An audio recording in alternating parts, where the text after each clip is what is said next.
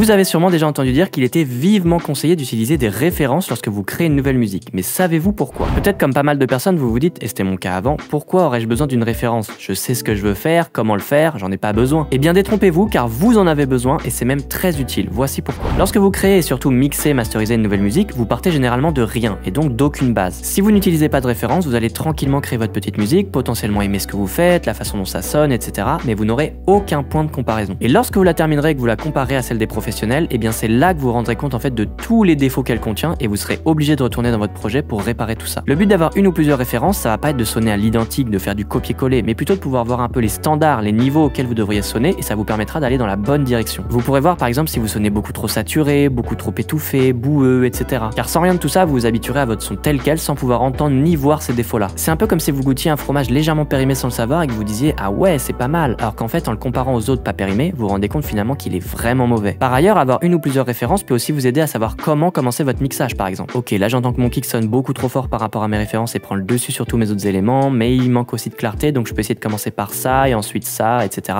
Vous voyez l'idée. Ça vous permettra de gagner du temps déjà et d'être bien plus efficace dans vos prises de décision. Encore une fois, on n'est pas là pour faire du copier-coller. Chaque musique a sa propre identité, les références sont simplement là pour nous donner des points de comparaison et des directions pour essayer d'obtenir au final un son professionnel. Donc maintenant c'est à vous de jouer. Utilisez des références de bonne qualité évidemment et si possible de professionnels et vous verrez à quel point ça peut vous faciliter la vie.